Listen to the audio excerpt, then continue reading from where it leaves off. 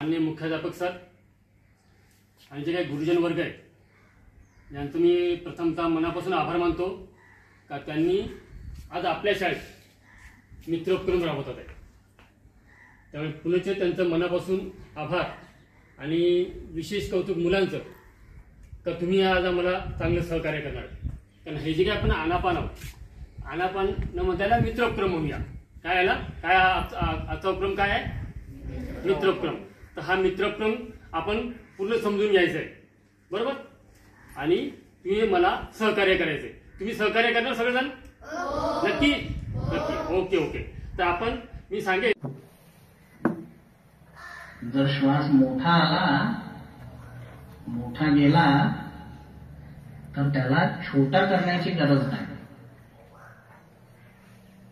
जर श्वास छोटा आला छोटा गेला तर त्याला मोठा करायची गरज नाही। जसा आहे तसा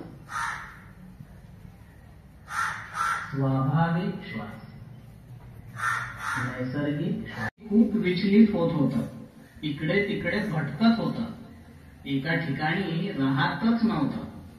या विद्येमुळे एका ठिकाणी राहायला लागला। तेव्हा श्वासाचा आधार घेतला की खूप बलवान व्हाल, खूप बलवान व्हाल। की रोजच्या सकाळ संध्याकाळच्या 10 मिनिटांच्या आनापानामुळे तुमची स्मरणशक्ती खूप तीक्ष्ण झाली आहे, खूप अभ्यासात अधिक पुढे जाईल। तर ही विद्या तुम्हाला खूप उपयोगी पडणारी आहे। 2 मिनिटं डोळे बंद केले आणि श्वासावर लक्ष दिले। आला श्वास तर आला श्वास, गेला श्वास तर गेला श्वास। 2 मिनिटं पाहिलं तर सगळी भीती दूर होईल, काहीच भय राहणार नाही, मन एकदम शांत। माझे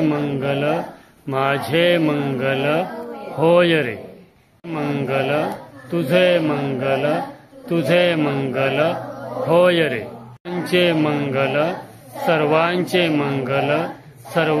मंगल होय रे। जन जन मंगल होय रे। असं त्यागला दे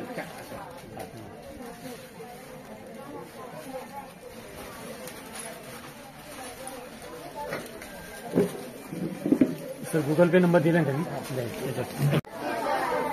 बोलू नका, फक्त दाखवा अगोदर। नाही दाखवायचं नाही, तुमच्याकडे ठेवायचं। हा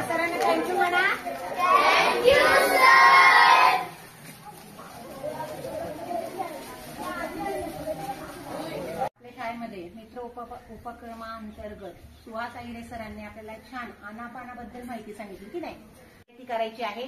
सरांना आम्ही ग्वाही देतो की नक्कीच आम्ही याचा पूर्ण उपयोग करून घेऊ आणि त्याचे फायदे पण आम्हाला होतील आणि दररोज आम्ही विद्यार्थ्यांकडनं पण करून घेऊ आणि आमच्या शाळेत येऊन विद्यार्थ्यांना उत्तम असं आरोग्याला लाभदायी असा फायदा होणारा फायद्याचं आनापानाचं प्रशिक्षण आपण मुलांना दिल्याबद्दल आपले शाळेच्या वतीने मुख्याध्यापकांच्या वतीने खूप खूप आभार।